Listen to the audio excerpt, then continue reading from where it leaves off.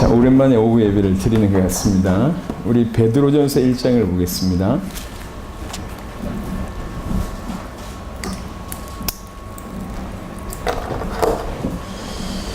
베드로전서 1장 13절로 2장 10절입니다. 내용이 조금 많지만 읽기 전에 배경 설명을 좀 하면 도움이 될 것 같습니다. 베드로 거의 사역 말기에 이제 본격적인 핍박이 시작됩니다. 그 중에 하나가 네로 황제, AD 64년경에 네로 황제에 통해서 본격적으로 기독교가 이제 핍박을 받죠.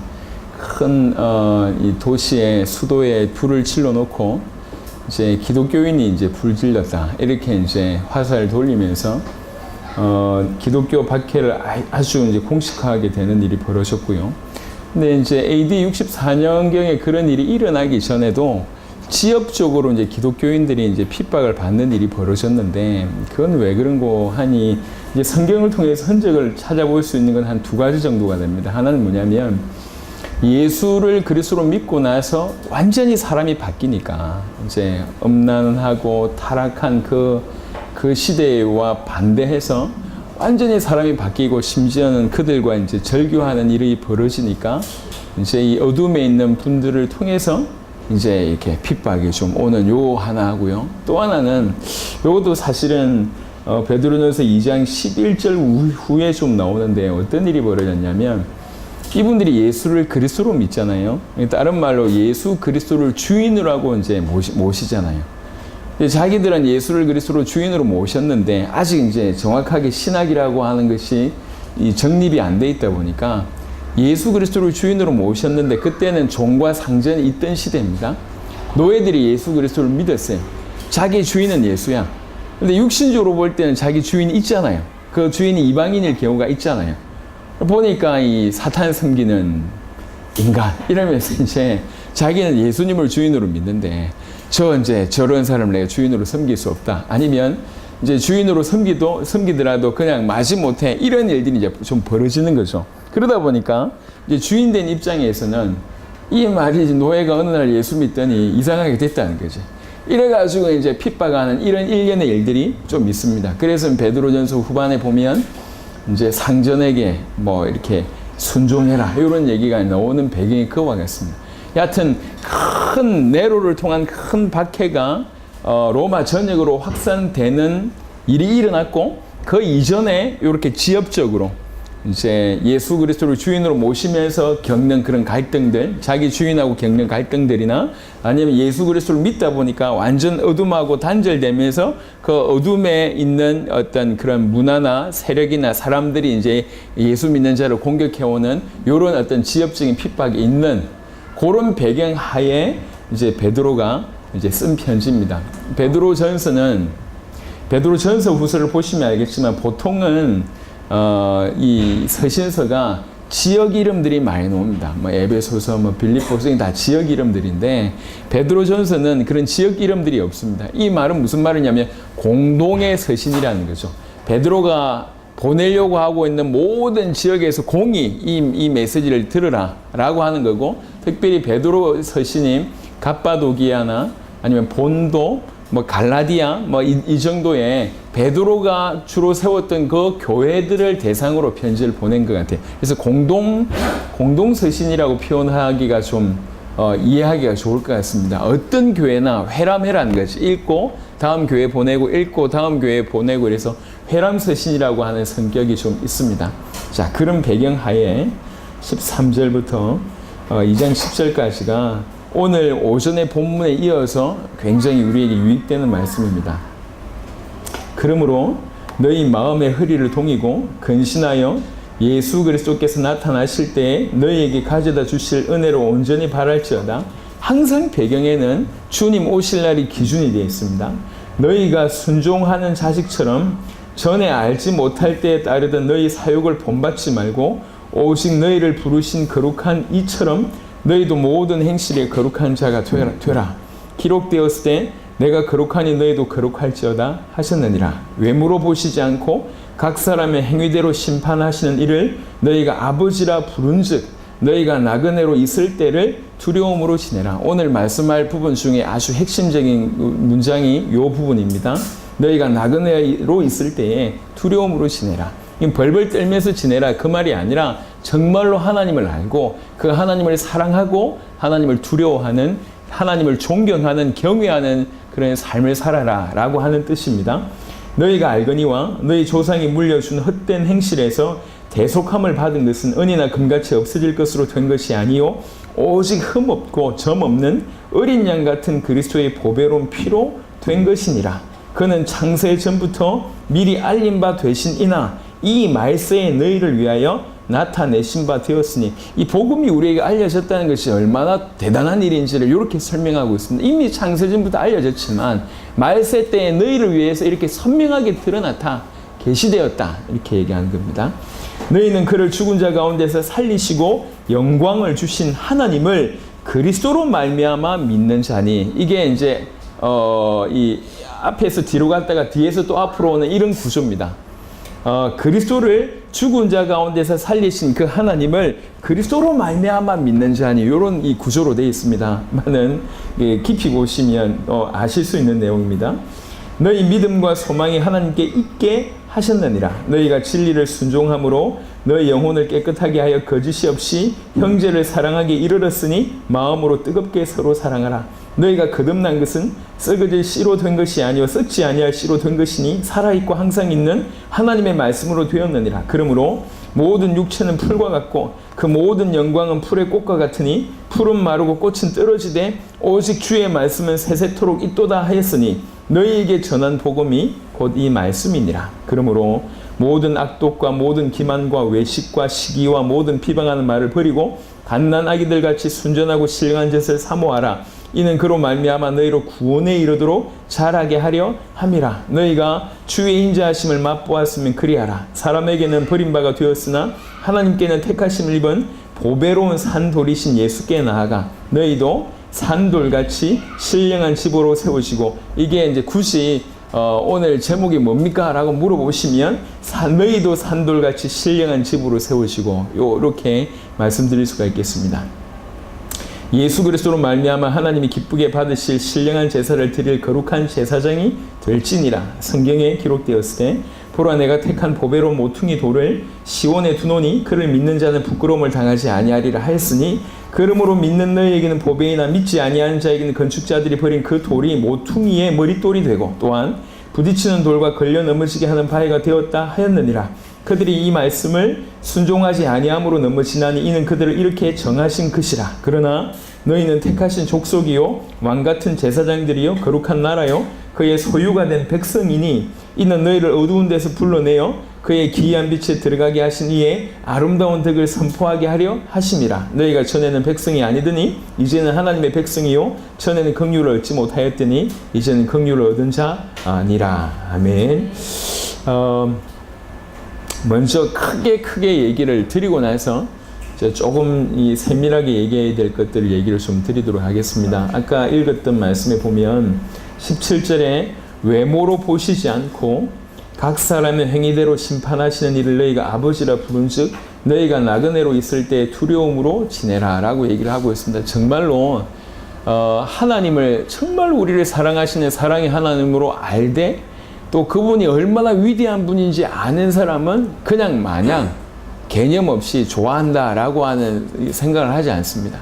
그분의 위대하심과 크심과 광대하심을 알 때, 그리고 그런 분이 우리에게 어떤 일을 하셨는지를 알 때 우리는 그분을 존경할 수밖에 없고 두려워할 수밖에 없습니다. 이런 두려움이 우리로 하나님 앞에 겸비케 하는 원인입니다. 요거 하나와 두 번째는 2장 4절에 보니까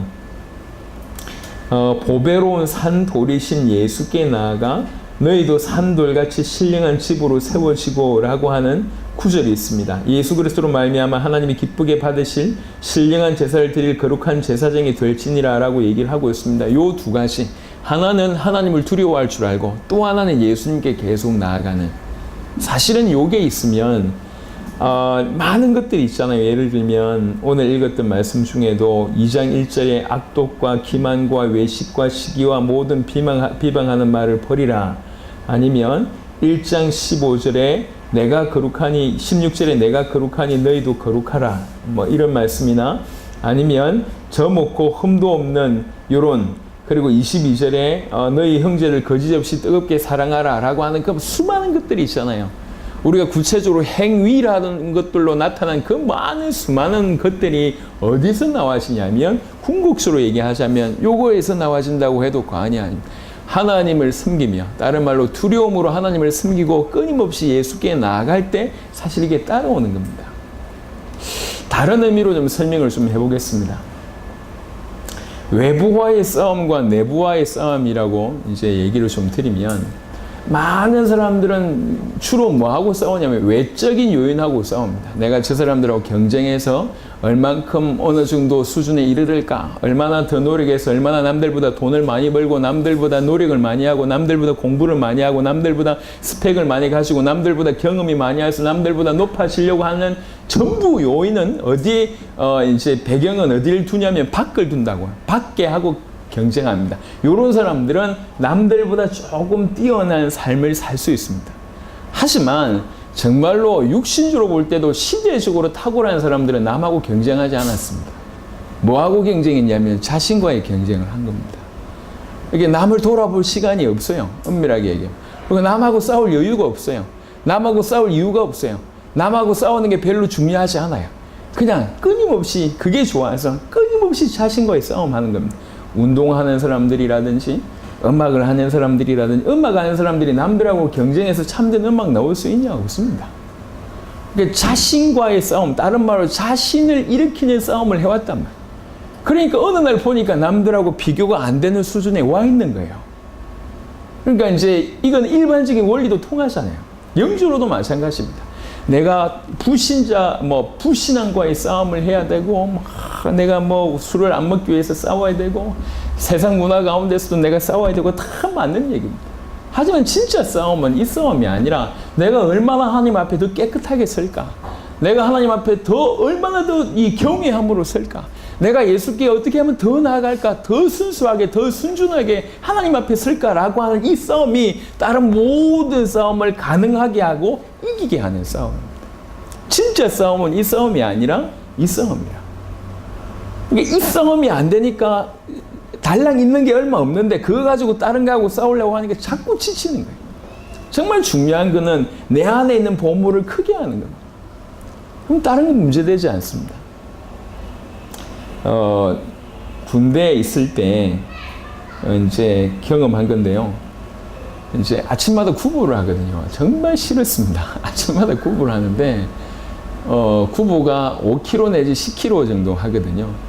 이제 철책에 있을 때 이렇게 또 하는데 이제 이게 더운 날에는 괜찮아요. 더운 날은 괜찮은데 겨울에도 한다고. 근데 보시면 알겠지만 다 우통을 벗고 합니다. 추운데. 그러면서 뭐라고 얘기하냐면 추위가 문제가 아니다. 네 몸이 떠오면 된대. 옷을 입는 외부적인 요원으로 하지 말고 네 몸을 이렇게 덥게 하면 됐대. 그 덥게 하는 방법이 뭐냐? 이게 복식호흡이야. 이렇게 하면 몸에 안에서 막 열이 나면 이걸 이제 바깥으로 견딜 수 있는. 그래서 TV 같은 데 보면 한겨울에 군인들이 구보하고 나서 그 찬물에 막 들어가잖아요. 그럴 때 이렇게 몸을 움직이기도 하지만 호흡을 통해서 몸을 뜨겁게 하는 겁니다. 그러니까 이제 말이 안 되잖아요. 근데 말이 되는 얘기예요. 그러니까 추운 게 문제이기도 하지만 추위를 이길 수 있는 것은 궁극적으로 외부의 요인이 아니라 네 스스로 뜨겁게 할 수 있다. 이 얘기예요. 그래서 이제 그게 참 힘들더라고. 힘든데 지금에 와서는 그게 많은 깨달음이 좀 되는 것 같습니다. 오늘날 많은 기독교인들은 전부 타협적인 싸움을 하고 있습니다. 내가 예수를 믿으니까 이 정도 선은 지켜줘야 되지 않냐. 그 얘기를 하고 있습니다. 전부 타협적입니다. 하지 않아도 될 싸움이에요. 진짜 중요한 싸움을 하게 되면 이건 따라옵니다. 내가 하나님 앞에 서서 그 하나님을 정말 두려워할 줄 알고 또 한편으로는 그 하나님을 정말 섬기려고 하고 그 예수 앞에 끊임없이 나가려고 하고 그 하나님 앞에 더 거룩하게 하나님 앞에 남들 어떤 지저분한 거 씻는 정도가 아니라 하나님 앞에 거룩하게 되려고 하는 이 싸움을 하면 이런 본질적인 싸움을 하면 다른 건 다 따라옵니다. 근데 정작 해야 될 이 싸움은 하지 않고 그냥 타협적인 기준에서 세상과 적당하게 타협하면서 이 정도는 되겠지, 이 정도면 괜찮지 않냐라고 하는 식으로 대부분 기독교인들이 안주하고 있습니다. 그걸 가지고 종교라고 합니다. 대부분 그 언저리에 있습니다. 적당한 위치에, 적당한 위치. 한번 시간 나면 이 서신서를 한번 읽어보세요. 서신서에 예를 들면 시간 나면 정리해보세요. 뭐 하라, 뭐 하지 마라, 이런 구절이 있습니다. 한번 해보세요. 정리해보세요. 하라는 내용도 너무 많지만 하지 말아야 될 내용들이 너무 많아요. 엄청 많습니다. 그 하지 말아야 될 내용들 열거만 해도 숨을 못 쉴 정도로 하지 말아야 될 내용들이 너무 많습니다. 근데 일일이 내가 싸움에서 1번 해결했고 2번 해결했고 3번 해결했고 이렇게 해결될 문제냐? 아니라니까.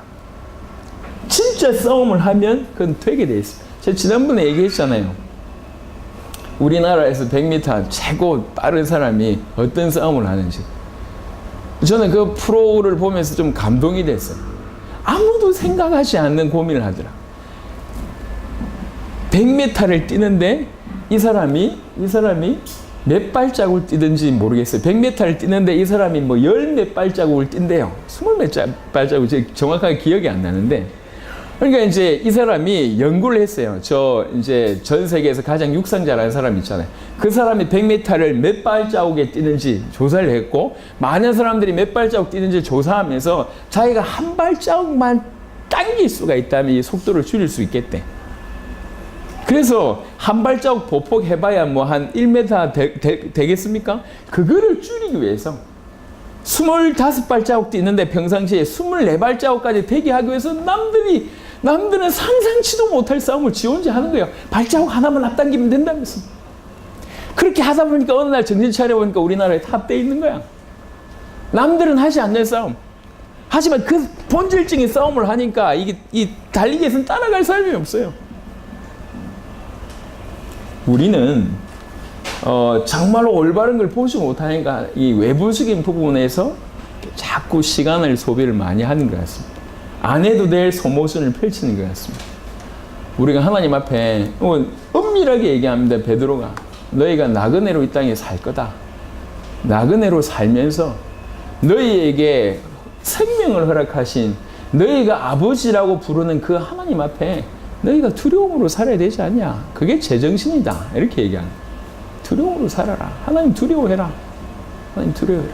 그리고 끊임없이 결국 너희를 거룩한 제사장이 되게 하고 너희를 성전으로 삼을 뿐은 그리스도 예수라. 그 그리스도 예수 앞에 계속 나가라. 이 얘기하는 겁니다.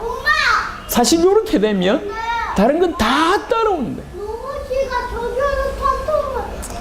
1장에 그렇게 되면 15절 16절에 보니까 그렇게 되면 내가 거룩하니 너희도 거룩할지어다 하셨느니라 라고 하는 이 부분. 그리고 14절에 사욕을 본받지 말고 옛날에 어떤 그런 욕심대로 사는 그런 사람이 안 될 뿐만 아니라, 그리고 22절에 보면 21절에 너희 믿음과 소망이 하나님께 있게 하셨고, 그 다음에 진리를 순종하게 하시고 너희 영혼을 깨끗하게 하여 거짓이 없이 형제를 사랑하기에 이르렀고, 그러니까 마음으로 뜨겁게 서로 사랑하라. 이런 일들이 그냥 따라온다는 거죠.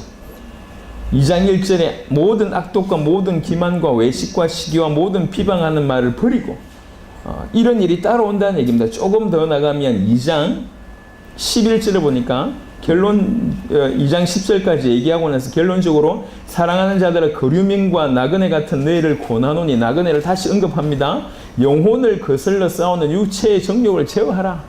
12절에 너희가 이방인 중에서 행실을 선하게 하죠. 너희를 악행한다고 비방하는 자들로 하여금 너희 선한 일을 보고 오시는 날에 하나님께 영광을 돌리게 하려 함이라.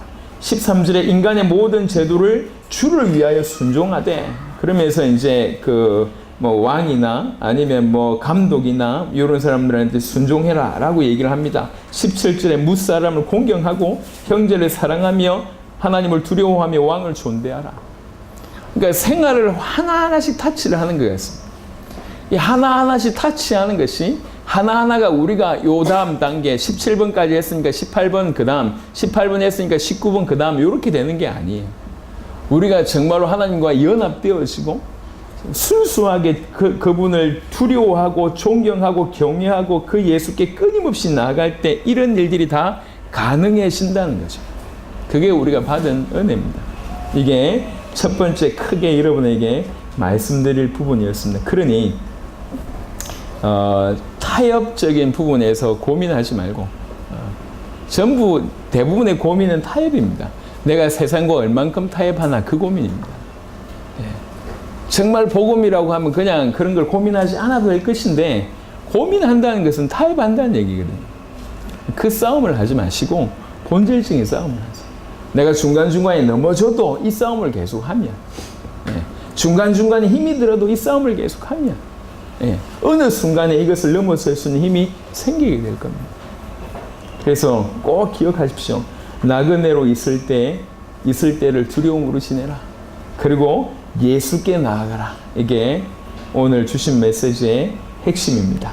그러면서 그 그리스도 예수에 대한 얘기를 조금 언급합니다. 복음에 대한 얘기를 합니다. 19절부터 보면 오직 흠 없고 점 없는 어린 양 같은 그리스도의 보배로운 피로 된 것이니라. 그는 창세전부터 미리 알린 바 되신이나 이 말세에 너희를 위하여 나타내신 바 되었으니 사실은 이 복음이 우리에게 주어진 것이 초대교회 때도 그렇고 지금도 그렇습니다.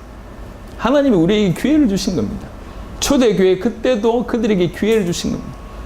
창세전부터 지금까지 주님은 계속 사실상 알린 바 되신 이셨지만은 이 말세 때 우리를 위하여 그때 당시에는 육신으로 오셨고 지금은 육신으로 오셨을 뿐만 아니라 더 선명하게 우리에게 계시를 허락하고 계시다는 거죠. 이 축복이 주어진 겁니다.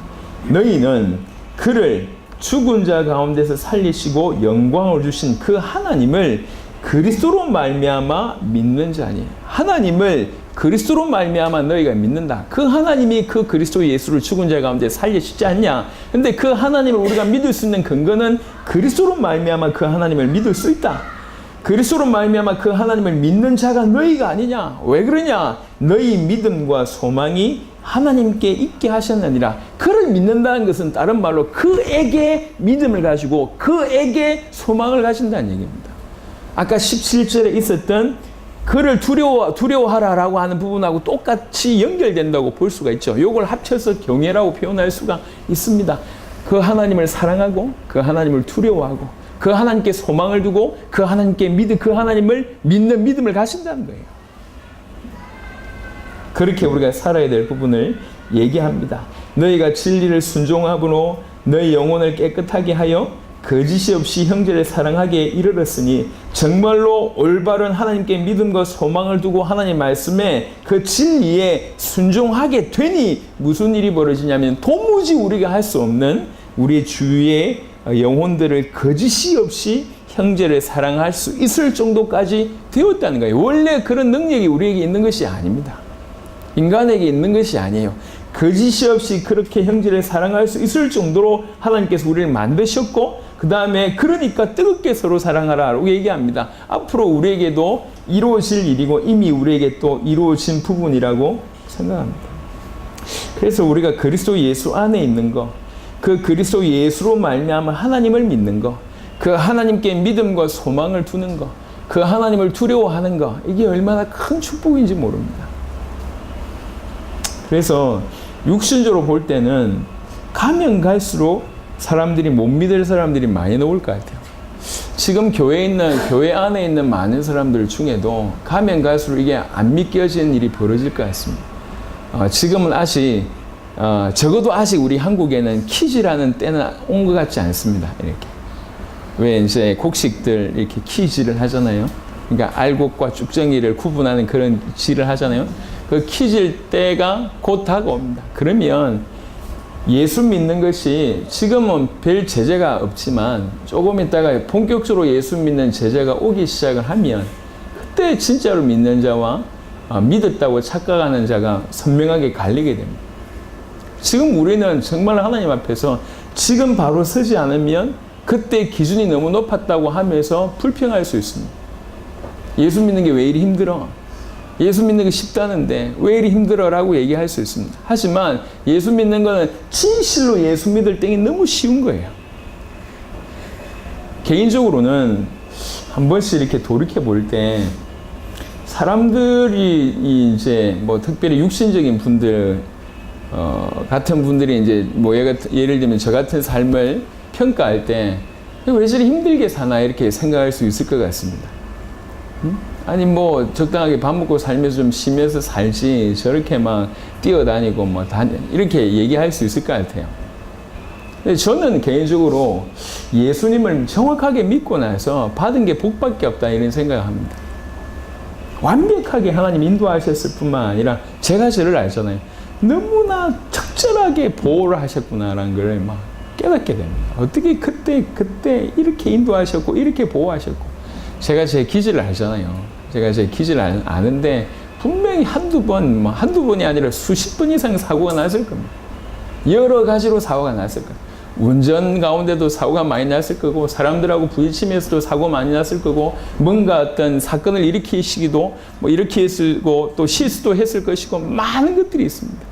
그런 때가 또 있었고 실수가 많았고 제가 저를 볼 때 근데 하나님께서 완벽하게 어떻게 그때 이렇게 생각하겠고 이렇게 인도받고 이렇게 행동하게 했을까 지금 생각하면 기가 막힙니다. 하나님께서 저와 여러분들을 복음으로 부르셨고 인도하신다는 게 보통 얘기가 아닙니다. 저는 개인적으로 그렇게 하나님 앞에 고백하고 있습니다. 참 고맙다, 감사하다. 가면 갈수록 정말로 하나님을 믿는 자와 정말로 그렇지 않은 자가 나올 겁니다. 믿는 자는 정말로 쉽고 믿는 채 하는 사람들은 정말로 힘든 일이 벌어질 겁니다. 이건 흉내낼 수가 없습니다. 흉내낼 수가 없어요. 진실로 올바른 예수를 그리스도로 믿는 여러분들이 되시기를 바랍니다. 그리고 2장에 대한 얘기를 좀 해보겠습니다. 2장 2절에 보면 2장 2절에 아까 예수께 나아가라고 하는 부분들을 조금 더 확장해서 설명을 드릴 수가 있는데 갓난 아기들 같이 순전하고 신령한 젖을 사모하라. 이는 그로 말미암아 너희로 구원에 이르도록 자라게 하려 함이라 라고 얘기를 하고 있습니다. 오해될 수 있는 부분들을 먼저 정리를 하겠습니다. 이 말은 너희가 구원을 못 받았으니까 이렇게 하면 구원을 받을 것이다 라고 하는 구절이 아닙니다. 그리고 또 다른 말로 구원은 이거 봐라 이런 구절로 미뤄볼 때 구원은 어느 순간에 탁 구원받는 것이 아니라 어떤 단계에 이르러야지 구원받는다라고 해석을 합니다. 이걸 가지고 건설구원이라고 얘기하는데 건설구원에 해당하지도 않습니다. 왜 그런 거 하니 잘 보세요. 2장 2절과 2장 9절은 충돌됩니다. 2장 9절은 뭐라고 얘기하냐면 너희는 택하신 족속이고 왕같은 제사장들이고 거룩한 나라고 그의 소유가 된 백성이라고 얘기를 했습니다. 그리고 어두운 데서 이미 불러냈다고 얘기했습니다. 이미 이 다른 말로 이미 하나님의 자녀고 이미 구원받은 자고 이미 하나님의 소유입니다. 그래서 많은 사람들이 이렇게 충돌되니까 뭐라고 해석하냐면 이렇게 구원받아도 구원을 잃을 수 있다라고 또 해석합니다. 그 말도 틀린 얘기예요. 그리스도의 피로 죄를 해결한 것은 완벽한 해결입니다. 이 사람의 죄가 다시 십자가의 능력을 없앨 수 있냐? 없습니다.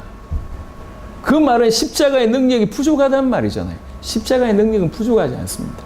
십자가와 부활의 능력으로 구원받은 자는 한 번 구원받은 것은 영원한 구원입니다. 그런데 이 영원한 구원이라는 것이 엄청나잖아요. 이 구원을 우리가 완벽하게 깨닫고 누리고 알 수 있는 때는 어느 때냐면 영원한 천국 갔을 때 그걸 정확하게 알 수 있습니다.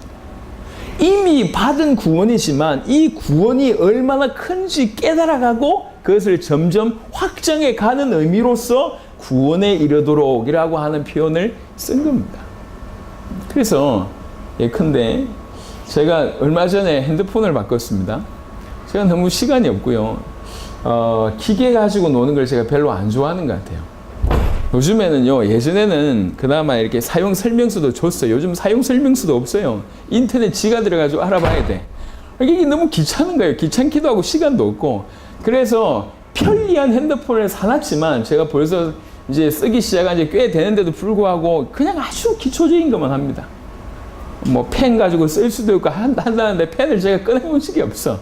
이게 노트 있잖아요. 노트, 갤럭시 노트. 펜 가지고 뭐 쓰는 게 많다며 제가 이 정도 수준입니다. 저는 써본 적이 없어요. 그 시간도 없고 배울 시간도 없고 배울 이유도 없고 뭐 이래가지고. 그런데 그 안에는 사실은 많은 기능이 있잖아요. 근데 고작 제가 누리는 기능은 그 중에 한 10분의 1도 안 된다는 거거든. 구원도 마찬가지라는 거죠. 실상 예수를 그리스도로 믿었을 때 우리에게 온 축복은 우리에게 영원이라고 하는 시간이 주어져도 다 못 깨달을 만큼 크다는 겁니다. 그래서 이 땅에 살아가면서 그 구원이라고 하는 것이 얼마나 큰지 점점 알아가고 누려가라라고 하는 차원에서 자라간다라고 하는 표현을 쓴 겁니다. 이르러 간다라고 하는 표현을 쓴 겁니다. 그래서 항상 이제 요 해석을 할 때는 뭐라고 얘기하냐면 이미와 아자에 있다라고 표현을 합니다. 이미 얻었지만 아직 완전하지 않다. 그 얘기예요. 그러니까 비유를 하자면 지난번에도 말씀을 드렸지만 우리나라가 해방을 받았잖아요. 일본에서 항복을 했어요. 세계 앞에. 항복을 했지만 이 항복이 실제로 우리에게 체험되기까지는 시간이 걸려요. 여전히 눈을 떠보니까 일본군이 우리 마을에 왔다 갔다 하고 어제와 다르지 않은 오늘을 살고 있어. 분명히 이렇게 해방시키겠다고 일본 천황은 얘기했지만 지금 실제로는 내 눈앞에는 그게 이루어진 것 같지 않습니다. 일본군이 다 물러가고 완전히 해방을 누리는 데까지는 얼마의 시간이 요했습니다. 이미 해방받았지만 아직 완전하지 않다. 이 얘기입니다. 구원도 마찬가지. 예수가 그리스도라고 하는 이름으로 말미암아 법적으로 우리는 이미 구원을 받았습니다. 법적으로. 하지만 우리도 온전해지고 그 구원을 온전하게 알 때는 천국입니다. 그래서 이 과정은 뭐냐면 계속 이것이 이루어지는 과정이죠. 이미 해방받은 것이 계속 사실화되는 것처럼 이미 받은 구원이 우리 가운데 계속 확장이 되고 깨달아가고 알아간다는 거죠. 그런 의미에서 이렇게 된다. 근데 이 구원에 이르도록 자라게 하는 가장 빨리 빠른 것보다는 더 광대하게 알아갈 수 있는 방법이 뭐냐? 하나님의 말씀을 갓난 아기들 같이 순전하고 실행한 것을 사모하는, 하나님과 하나님의 말씀을 사모하는, 복음을 사모하는 이것일 때 이게 빨리 더 넓게 확장될 수 있다는 얘기입니다. 그도 그렇듯이 관심 있는 부분에 계속 파고들면 다르잖아요. 다르거든요. 우리 이제 둘째 얘기를 계속 하는데 둘째가 틈날 때마다 판타지 소설 봐요. 요즘에는 애니메이션 넘어서 이제 소설로 넘어가더라고요. 제가 이제 좋은 기독교 소설 하나 좀 주긴 했는데 틈날 때마다 계속 봅니다. 그럼 적어도 판타지 소설에 관해서는 걔가 저보다 훨씬 많이 알아요. 자기는 너무 좋아하니까 어떤 작가에 대한 얘기를 하더라고요. 그 작가를 제가 어떻게 아냔 말이에요. 훨씬 저보다 관심이 있어서 조금만 파고드니까 관심 없는 저보다 훨씬 빠르잖아요. 하물며 영적으로도 마찬가지입니다. 우리가 하나님의 목마르고 하나님의 말씀 자체에 목마르고 하나님의 뜻에 목마르고 하나님께서 우리에게 허락하신 것에 목마르다고 생각하면 사모하는 마음으로 계속 다가간다고 할 때 당연히 이미 우리에게 와 있는 복음과 구원이라고 하는 부분에 더 크고 더 넓게 더 빠르게 알아가고 자라가고 이르러가는 것은 지극히 당연한 겁니다. 우리가 받은 구원이 얼마나 크다는 사실을 알면 알수록 그들에게 나오는 공통적인 반응은 감사라는 거예요. 야, 내가 이런 걸 받았는가? 이런 걸 받았는가? 내가 어쩌다 이런 걸 받았을까? 감사하게 되고 그리고 또 주의 일에 헌신하게 됩니다. 내 육신을 가진 내가 영원한 하나님을 위해서 살 수 있고 이 땅에서 하나님의 대리자로 살 수 있고 이 땅에서 이 껍데기 가지고 하나님의 일을 할 수 있다. 이게 너무나 큰 일이구나. 이렇게 되는 거예요. 이게 똑같이 사는데 완전히 달라져요. 의미를 알게 됩니다. 예, 오늘 여러분에게 특별히 우리 울산교회 식구들에게 정말 이 은혜가 있기를 바랍니다. 중요한 건 딴 싸움이 아니에요. 자꾸 타협하는 싸움에 소모전하지 마세요. 내가 이래야 되나 저래야 되나 그 싸움 하지 마세요. 그 싸움은 연약해서 하는 것들 알고 있습니다. 하지만 그것 때문에 한편으로는 기분 좋았다가 한편으로는 기분 나빴다가 그 싸움을 하지 마시고 진정한 싸움에 계속 넘어질지라도 이 싸움을 계속 하세요. 본질적인 싸움을 계속 하시면 어느 순간 우리가 굉장히 튼튼해져 있다는 걸 알게 됩니다. 그제 저는 다큐멘터리를 좋아하는데 집에 와서 잠시 이렇게 TV를 이렇게 보게 될 때는 주로 다큐멘터리 채널을 봅니다. 그제는 제가 뭘 봤냐면 어느 나라였는지는 잘 모르겠어요. 유황, 그러니까 이제 화산 트시는 화산 활동이 일어나고 있는데 뽀글뽀글 유황이 나오는 거기에 그 산 꼭대기에 올라가서 유황을 캐가지고 내려오는 사람들에 대한 영상이었어요. 그러니까 유황을 캐가지고 내려와야 되니까 돌을 들고 와야 되잖아요. 그러니까 이걸 돌을 덜 많이 들고 와야 되니까 올라갈 때 뭘 들고 가냐면 지게를 들고 가는 거예요. 이게 외발 수레 있잖아요. 그 수레를 들고 가는 거예요. 그러니까 올라갈 때도 외발 수레를 들고 올라가고, 그 다음에 그 수레에 유황, 이 돌 가득 담아가지고, 그걸 가지고 그 울퉁불퉁한 길, 금방이라도 넘어질 것 같은 그 길을 오는 거예요. 얼마나, 야, 이게 어떻게 저렇게 살까 싶을 정도로. 그래서 전부 이제, 다른 거 하는 것보다 이거 하면 월급이 몇 배나 많다는 거지. 그래서 안정적이게 가족들 먹여 살릴 수 있다. 이래가지고 어떤 분은 40년 그 일을 했다고 하더라고요. 40년 동안. 그 3,000m, 3,000m 이거 수레 들고 낑낑 들고 올라가는 것만 해도 기가 막힌데, 거기에서 이제 유황 캐가지고, 유황 캐는 것도요, 이게 긴 꼬챙이, 새 꼬챙이 가지고 그 화산이 올라오고 있는데 거기에 가서 막 유황 넣은 걸 막 캐가지고 그걸 들어서 이렇게 수레에 이렇게 하더라고요. 그러니까 40년, 어떤 사람은 30몇 년 했는데 인터뷰 하신 분이 연세가 56세, 뭐 60세 이런 분들이에요. 그런 분이 3,000m 올라갔다가 또 내려오는 겁니다. 그러면서 자기는 그 일만 했는데 갑자기 우통 딱 붙더니 뭐 이래요. 그 일을 하다 보니까 그냥 알통은 따라오는 거예요. 이게 푸시업 한 활동이 아니라 그냥 자연 발생적으로 이렇게 하더라. 한편으로는 슬프면서도 아프면서도 부럽더라고. 그러니까 따라오는 거잖아요. 그거는 그냥 자연스럽게 따라오는 거예요. 따라오는 것 때문에 목숨 걸 필요가 없다는 거죠. 진실로 중요한 것을 올인하면 따라오는 겁니다. 그래서 계속 얘기합니다. 우리가 하나님 앞에 서서 하나님을 섬겨야 돼요. 하나님 앞에 서서 그 하나님을 사랑해야 되고, 하나님을 아는 만큼 또 섬기고, 섬기는 만큼 또 하나님을 알 수 있습니다. 그 하나님을 사랑으로 또 두려움으로 그 하나님을 섬겨야 되고, 그리스도 예수로 우리가 하나님을 정확하게 알 수 있잖아요. 그리스도 예수로 아버지 하나님을 알 수 있고, 성령께서는 그리스도 예수를 계속 우리에게 증언해 주십니다. 그래서 계속 우리가 주께로 나아가면 나아갈수록 그 삼위일체 되신 하나님을 더 알 수 있고, 그 삼위일체 하나님을 알수록 더 섬길 수 있고, 이런 일들이 선순환이 계속 된다는 거거든요. 하나님을 두려워하고 하나님을 경외하면서 동시에 그 예수 그리스도께 계속 나가는, 말을 바꾸면 계속 사모함으로, 갓난아이가 젖을 사모하는 것처럼 그렇게 나가라는 거죠. 그렇게 되면 구원에 이르를 것이다. 구원에 이르도록, 그 완전한 구원에 이를 수 있도록 너희를 폭발적으로 성장시킬 것이다. 저와 여러분들에게 이런 은혜가 있었으면 좋겠습니다.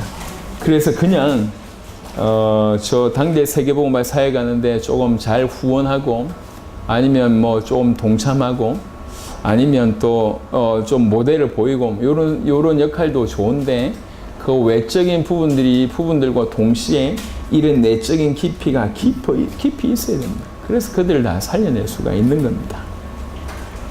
4절에 사람에게는 버림바가 되었으나 하나님께는 택하심을 입은 도배로운 산돌이신 예수께 나아가. 그렇게 되면 어떻게 되냐면 너희도 산돌같이 신령한 집으로 세워지고 예수 그리스도로 말미암아 하나님이 기쁘게 받으실 신령한 제사를 드릴 거룩한 제사장이 될지니라. 나아가면 이렇게 될 것이다 라고 하는 표현도 맞고, 또 이렇게 나아가서 거룩한 제사장이 되라 라고 하는 표현도 맞습니다. 그렇게 나아가면 하나님께서 그런 제사장으로 또 신령한 집으로 만들어 주실 것이다 라고 하는 약속이 있어 있고, 또 그 약속을 붙들고 그렇게 부단하게 나아가라라고 하는 명령일 수도 있습니다. 둘 다 맞는 말인 것 같아요. 그래도 적어도 우리의 자세는 뭐냐면, 하나님께서 이미 보장한 것을 두고 보장했기 때문에 내가 나태해진다, 그거는 하나님을 안 믿는 사람입니다. 많은 사람들은 어쨌든지 자기의 삶에 합리화를 자꾸 하려고 합니다. 내가 이래서 안 되고, 난 이래서 안 되고, 저건 저래서 안 되고 라고 핑계를 자꾸 댑니다. 사람에겐 통할 수 있습니다. 하나님께는 통하지 않습니다. 여러분이 하나님 앞에 서셔야 됩니다. 하나님 앞에 서서 정말로 하나님이 당신의 독생자를 보내셔서 나를 건지실 만큼 나를 사랑하심이 맞고, 그 그리스도 예수께서 나를 사랑하셔서 당신의 몸을 던지실 만큼 나를 사랑하셨고, 그리고 그 사랑으로 내 안에 계시는 것이 정말로 맞다고 하고 이것들이 믿어진다고 할 때 당연히 반응이 나올 수밖에 없잖아요. 그 반응이 이런 반응이라는 거죠. 그렇게 되어지면 주님처럼, 그 산돌이신 주님처럼 우리도 신령한 집으로 세워진다는 겁니다. 오전의 말씀처럼 주 안에서 성전으로 지어져 간다는 거죠. 예수 그리스도로 말미암아 하나님이 기쁘게 받으실 신령한 제사를 드릴 그런 거룩한 제사장이 동시에 된다고 얘기를 하는 겁니다. 신령한 집, 성전일 뿐만 아니라 성전에서 제사 드리는 그런 거룩한 제사장이 된다고 얘기합니다. 그래 놓고 이제 보배로운 산돌이신, 모퉁이 돌이신 그리스도에 대한 얘기를 쭉 합니다. 6절, 7절에 얘기를 하는데, 결국 이 그리스도가 8절에 한편으로는 모퉁이의 머릿돌이 되었고, 또 한편으로는 부딪히는 돌과 걸려 넘어지게 하는 바위가 되었다고 합니다. 어떤 사람에게는 이 돌이 모퉁이 돌이 되고, 어떤 사람에게는 걸려 넘어지게 하는 돌이 됐다. 걸려 넘어지게 하는 그 돌은 어떤 사람에게 작용하느냐? 8절 후반절에 보니까 말씀을 순종하지 아니함으로 넘어진다. 말씀을 순종하지 않는 자는 그 돌에 걸려 넘어진다. 말씀에 순종하지 않는 자는 그 돌 때문에 넘어지게 된다. 이렇게 얘기합니다. 그래서 어떤 자는 살리는 모퉁이 돌이 그리스도 예수께서 살리는 모퉁이 돌이 되고, 어떤 자에게는 넘어지게 하는 돌이 된다라고 얘기를 하고 있습니다. 왜 넘어지냐? 순종하지 않기 때문에 넘어진다는 거예요. 그래서 정말로 믿는 자들은 순종해야 한다. 이것도 맞는 말이지만, 정말 믿는 자들은 기쁨으로 순종하고 싶어요. 여러분, 사람들 중에도 그런 사람들을 만나본 적이 없나요? 저분의 말이라면 그냥 너무 좋고, 막 따라가고 싶고, 그냥 앞서서 해드리고 싶고, 그런 적이 없나요? 해외 당대 세계복음의 사역에 나가면 이제 제일 많이 같이 우리와 사역하시는 분이 벨무데스 목사님이세요. 벨 목사님이 연세가 적지 않잖아요. 벌써 60이 넘으셨는데. 그럼에도 불구하고 정말 중심으로 헌신을 하십니다. 한국 음식이 맛있다고 얘기합니다. 아니, 맛있어도 한두 번이지. 그렇잖아요. 우리하고 늘 같이 지내면서 삼시세끼를 한국 음식 먹어요. 예, 한두 번이요. 그러니까 한국 음식 중에 가장 주 음식이 라면인 줄 아세요. 왜 그러냐면, 우리가 워낙 자주 라면을 하루에 한 끼 이상 라면을 먹으니까 한국의 대표적인 음식 하면 라면, 초코파이 이렇게 알고 계십니다. 그런데 한두 번도 아닌데 그래도 좋아하세요.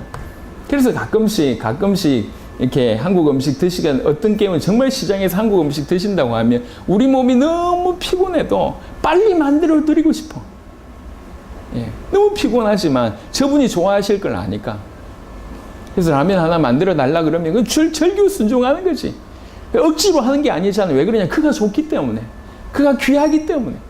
그 하나님이 좋고 그 하나님이 어떤 분인지 알면 그 하나님 나에게 어떤 일을 행하신지 정말 한다고 얘기할 때 내가 순종해야 돼. 이건 아닙니다. 절규 순종하고 싶은 거지. 자녀가 부모의 고마움을 아는 순간부터 절규 순종합니다. 그걸 가지고 철들었다고 하잖아요. 그렇지 않을 때는 막 부모 말에 뭐 딴지 걸고 뭐 화내고 뭐 짜증내고 심부름 한번 시키려고 하면 여러 번 뭐 설득해야 되고 이런데, 부모가 어떤 수고를 자식을 위해서 해야 하는지를 자식이 아는 순간부터는 달라지잖아요. 그게 철들은 거 아닙니까? 여러분, 기독교인들은 하나님 말씀에 순종해야 합니다. 하지만 그거는 전부가 아닙니다. 기독교인은 정말로 믿는 사람은 하나님의 말씀을 절겨 순종할 수밖에 없는 자다라고 하는 것이 바른 증입니다. 하나님과 관계를 그렇게 내가 사랑하는 주님, 나보다 앞서 나를 사랑하시는 주님, 내가 도무지 목숨이 10,000개 있어도 그분이 나를 위해서 행하신 것들을 갚을 수 없다는 걸 정말로 안다면 그분의 말씀에 우리는 절개 순종할 수밖에 없습니다. 그게 정상입니다. 하지만 순종하지 않은 자에게는 그 돌이 넘어지게 하는 돌이 됩니다. 5절과 연이어서 9절을 보면 그러나 너희는 택하신 족속이요 왕같은 제사장들이요 거룩한 나라요 그의 소유가 된 백성이니 하나씩 일일이 우리가 따져서 다 설명할 수가 없지만 우리가 받은 은혜가 적지 않다는 얘기입니다. 택하신 족속이고 우리가 왕이며 우리가 제사장이며 우리 보고 거룩한 나라라고 얘기했습니다. 우리를 그렇게 보신다는 거죠. 정말 미물인 우리를 육신 껍데기밖에 없고 죄밖에 없는 실수밖에 없는 우리를 거룩한 나라라고 보신다는 거예요. 너무나 큰 나라라고 보신다는 거예요. 그의 소유가 된 백성이니 왜 이러냐? 이는 너희를 어두운 데서 불러내어 그의 기이한 빛에 들어가게 하신 이의 아름다운 덕을 선포하게 하려 하시니라. 궁극적으로는 하나님께서 우리를 이렇게 만드실 겁니다. 너희가 전에는 백성이 아니더니 이제는 하나님의 백성이요 전에는 긍휼을 얻지 못하였더니 이제는 긍휼을 얻은 자니라. 우리가 그런 은혜를 받은 사람입니다. 그러니까 이런 배경을 깔고 그러니까 상전들에게 순종해라. 쓸데없는 싸움 하지 마라. 그러니까 더욱더욱 사람들이 너희를 핍박하더라도 더욱더욱 12절에 너희 행실을 더욱더욱 선하게 가져라. 너희가 이런 비밀이 있지 않냐? 더욱 행실을 선하게 가지고 더욱더욱 그 모든 제도를 인간의 모든 제도를 주를 위해서 순종해라. 아까 이제 요것들 때문에 어려움이 있으니까 정말 예수 믿는 자는 이렇게 해라. 더 적극적으로 하는 겁니다. 왜 그러냐? 너희가 이런 비밀 가지고 있지 않냐? 너희에게 이런 복음이 주어졌고 그리고 이 복음으로 궁극적으로 너희는 신령한 집으로 그리고 거룩한 제사장으로 세워질 거고 이미 이런 축복을 받았기 때문에 너희는 이렇게 살아도 된다. 살 수 있다. 이렇게 얘기하는 거예요. 그때나 지금이나 그때는 말세 때를 상징하는 예표하는 때였다고 하면 지금은 정말로 많습니다. 그때보다 적어도 베드로전서 1장 2장의 배경보다 우리가 더 험난한 때를 살고 있다는 것은 확실합니다. 느끼고 못 느끼고의 차이지 그 때를 얘기하자면 그때가 상징이라면 지금은 실체라고 볼 수가 있습니다. 이 때를 사는 우리에게 지금 사단은 깨닫지 못하게 만들면서 중요한 걸 다 가립니다. 일본의 방사능 오염이 엄청나게 심각하다고 합니다. 저 방사능이 그렇게 됐으니까 그거에 몇 배가 됐으니까요. 엄청날 거 아닙니까? 그런데 일본의 방송에서 전혀 언급하지 않는다. 실상은 죽어가고 있는데 일본 정부에서 이걸 오픈하지 못하게 만들어. 그리고 나서 보면 최근에 일본 여행 굉장히 많이 합니다. 중국과 한국이 특별히. 왜 그러냐면 아주 저렴하게 비행기 티켓부터 시작해서 일본에 올 수 있는 부분을 굉장히 혜택을 많이 열어뒀어요. 살려고 그러는 거겠죠. 근데 속으로는 계속 그런 영향을 받고 있어요. 근데 겉으로는 그냥 편안하게 살고 있는 것처럼 보이는 겁니다. 하지만 전체적으로 볼 때는 큰 악영향이 있고 있는 겁니다. 지금 우리 때도 마찬가지입니다. 너무나 말세 때에 엄청난 일이 일어나고 있는데 사단이 인간들로 하여금 시간 더 많게 만들고 물질 더 주게 만들고 그 다음에 이러면서 중요한 것들 다 빼앗고 하나님 앞에 순수하게 살지 못하도록 만들고 교인들을 공격했어요. 신학을 공격을 해서 예수 믿는 것을 그냥 정말 터무니없이 땅바닥에 떨어뜨렸어요. 파키스탄 같은 데 가면 이슬람 사람들의 모습을 보잖아요. 가끔씩은 이게 아찔할 경우들이 많아요. 정말 심각하다. 에티오피아를 갔었는데 에티오피아에서 하룻밤을 머무는데요. 에티오피아가 이슬람 국가입니다. 지금 거의. 밤새 기도 소리가 들려요. 하루 5번 기도 소리가 들릴 뿐만 아니라 기도 소리를 왜 보통 동사무소에서 광고할 때 스피커 틀잖아요. 그 정도의 소리로 생생하게 들릴 정도로 틉니다. 하루 5번, 이슬람 사람들이 하루 5번 기도한다는 게 보통 얘기가 아닙니다. 비행기를 타고 오는데 화장실이 앞에 있어요. 화장실이 앞에 있고 복도가 있고 그 앞에 자리 앞에 약간 공간이 있습니다. TV 바로 밑에. 갑자기 남자 2명이 딱 서요. 갑자기 남자 2명이 서더니 절하기 시작하는 거예요. 비행기 안에서 절을 하는데 이걸 웃어야 되나 말아야 되나 싶을 정도로 근데 자기 딸 너무 진지해. 막 이래가지고 기도하고 둘이 무릎 꿇고 일어나서 또 막 이러면서 기도하고 막 이야 그걸 보면서 생각을 참 많이 하게 됐습니다. 기독교인들 중에 누가 저럴까? 이미 그 자세를 논하자고 할 때 자세로 이미 졌습니다. 우리는. 기도의 양은 사람은 영적인 존재잖아요. 기도하게 되면 누구와 접한다고 하나님을 만나느냐 그렇지 않느냐의 차이지만 영적이게 되는 것은 기도 많이 하는 사람들은 더 영적일 수밖에 없습니다. 그렇잖아요. 그러니까 이 알라를 위한 전쟁이다. 그럼 목숨 내놓버리잖아요. 이미 자세나 기도의 양이나 그런 걸 다 져버렸습니다. 예수 믿는 사람들이 정말 생명 걸고 믿는 것이 예수 믿는 것인데 그런 게 지금 다 사라졌습니다. 그러면서 우리는 대부분의 믿는 사람, 대부분의 교인들이 그렇게 하고 있기 때문에 그것이 문화가 돼서 대충 그렇게 믿고 있습니다. 큰일 납니다. 말씀으로 돌아가야 됩니다. 말씀 앞에 서야 됩니다. 말씀 앞에. 그래서 오늘 말씀을 마무리하면서 베드로전서 1장과 2장을 통해서 주시는 하나님의 음성을 들어야 돼요. 너희가 나그네로 살 때 이 땅에 나그네로 살지 않냐? 나그네로 살 때 하나님을 두려워해라. 두려움으로 보내라. 그리고 계속 예수께 나아가라. 계속 이 갓나나이처럼 신령한 젖을 사모해라. 그러면 구원에 이르게 되는 축복, 구원을 조금 더 확장하고 누리게 되는 그런 은혜가 벌어진다. 그리고 실상은 하나님이 너희를 신령한 집으로 또 하나님께 신령한 제사를 드리는 거룩한 제사장으로 되게 할 것이다. 사실은 이미 너희는 그런 거룩한 왕 같은 제사장이고 거룩한 백성 이미 됐다. 그러니 어떤 상황 가운데서도 흔들리지 않고 심지어 그렇게 너희를 핍박하는 그 너희 주인 앞에서도 순종해라. 주를 위해서. 그리고 너희를 그렇게 핍박하는 그들 앞에 더욱더욱 선으로 행동해라. 왜 그러냐? 너희가 이 복음이 있으니까.